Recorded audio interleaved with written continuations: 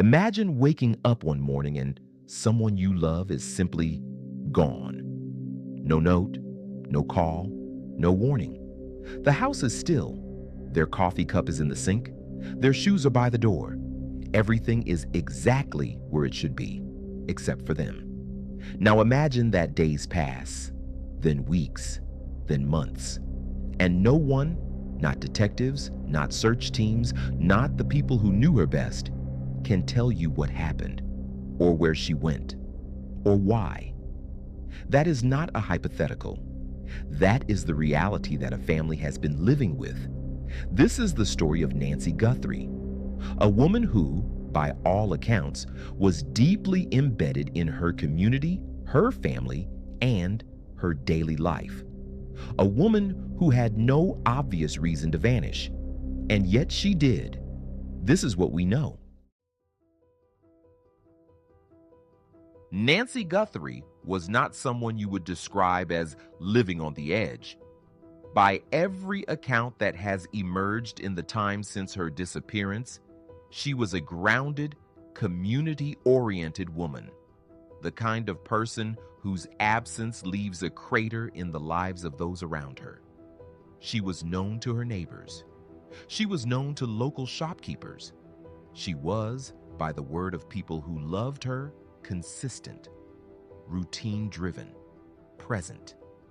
That word, present, matters more than it might seem. People who disappear without a trace often fit a certain profile, at least in the public imagination. We picture someone on the margins, someone in crisis, someone who had reasons to leave and resources to do so. Nancy Guthrie did not fit neatly into that image. She had a life that was visibly, tangibly hers. She had people who depended on her and people she depended on in return, and that is precisely what makes the silence around her disappearance so unsettling. When someone who is deeply rooted simply disappears, no farewell, no struggle that anyone witnessed, no digital trail pointing in any particular direction, the questions that follow are not just investigative, they are existential. How does that happen? How does someone embedded in the fabric of everyday life simply cease to be there? That is the question at the heart of this case. And despite the passage of time, it remains unanswered. The details around the day Nancy Guthrie was last seen are, like so much of this case, frustratingly incomplete. What we know has been pieced together from the accounts of people close to her, from what investigators have chosen to make public, and from the small fragments that make their way through official channels. What those fragments suggest is something deeply ordinary, which in cases like this only adds to the unease. Nancy was last seen going about what appeared to be a normal day. There were no reported arguments, no visible signs of distress, no indication that the people in her life sensed anything unusual in her demeanor or behavior in the days leading up to her disappearance. And that is the detail that tends to haunt people closest to these cases, not the dramatic moments, because there were none. It is the ordinary ones, the last goodbye that didn't feel like a goodbye. The casual see you later, that turned out to be anything but. The cup of coffee left half finished on the counter. At some point on the day in question, or perhaps the night before, the timeline is not entirely clear, Nancy Guthrie was present, and then she was not. When concerned parties realized she was missing, there was that brief, awful period of time that anyone who has experienced it will recognize: the window of denial, the assumption that there is an explanation, that she is somewhere reasonable and unreachable, and that she will turn up by morning. Morning came. She did not. That is when the concern sharpened into alarm, and alarm became the engine of everything that followed. Authorities were notified, and from that point forward, the case entered the machinery of a missing persons investigation.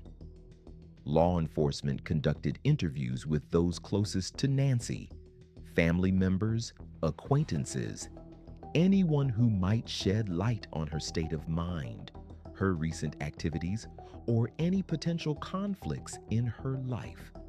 Standard procedure, necessary procedure, but procedure that, in this case, does not appear to have produced immediate breakthroughs. A search of areas connected to her last known whereabouts was conducted. It is worth pausing here to note how exhausting and emotionally brutal these searches are, both for the volunteers who participate in them and for the family members who often stand on the periphery, watching strangers comb through fields and woods and waterways for any trace of someone they love. In terms of physical evidence, publicly available information does not reveal any definitive forensic discoveries that have been tied to her case. No confirmed sightings of Nancy have been reported and verified. What investigators have not done, or at least have not publicly confirmed doing, is closing the case. It remains active. That matters. A closed case means conclusions have been reached, however incomplete. An active case means the door is still open and that someone, somewhere, is still working. The public response to Nancy's disappearance followed the arc that has become increasingly familiar in the social media era. Information spread. People who did not know her personally shared her name and her photograph. Community members organized. The effort to amplify her case was genuine and widespread. Whether that amplification has produced actionable leads is something investigators have not confirmed publicly. But the attention matters. It keeps a name alive. It keeps a face circulating. And in missing persons cases, a single person seeing a single photograph at the right moment can change everything. When a person disappears without a clear explanation, the human mind does what it is built to do. It reaches for patterns.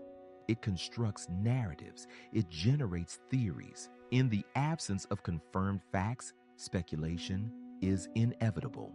It is not always helpful, but it is human. And in some cases, public theories have led to tips that change the trajectory of an investigation.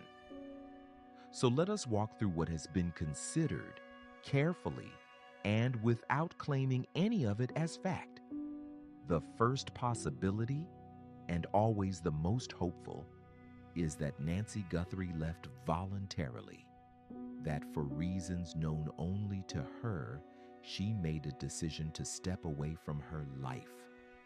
This happens. People reach breaking points that are invisible to those around them.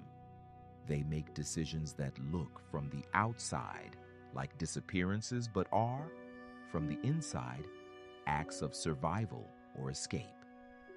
If this is what happened, it would explain the absence of obvious distress in the days before she vanished. It would not, however, explain the complete silence that has followed. No contact, no communication, no indication that she is alive and making choices. The second possibility is one that investigators always have to consider, though it is the one families most dread, that Nancy encountered someone who meant her harm, that her disappearance was not a choice, but something done to her. The absence of physical evidence in the public record neither confirms nor eliminates this theory. It simply leaves it open. The third possibility occupies a quieter, sadder space. That Nancy was in a depth of private pain that no one around her fully recognized, and that she made a decision rooted in that pain. This, too, is something investigators consider and something communities find difficult to discuss. But it deserves acknowledgement because it is a reality for some families in exactly these circumstances. What all three of these possibilities share is this: they leave the people who loved Nancy Guthrie without resolution, without a phone call, without a body to mourn, without an ending. And the cruelest part of an active missing persons case is that you cannot grieve properly without one. As of the time this script was prepared, Nancy Guthrie's case remains open and unresolved. She has not been located. No arrests have been made in connection with her disappearance.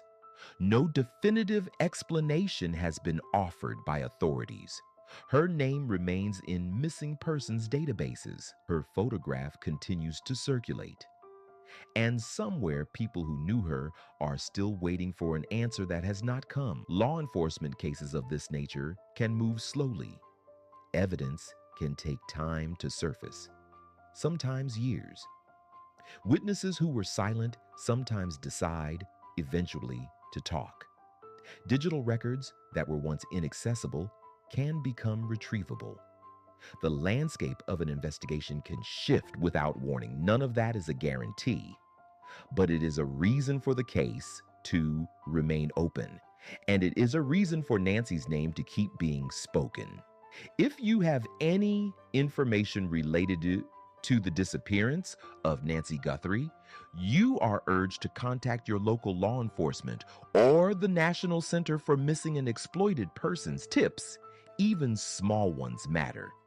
In cases like this, they sometimes matter enormously.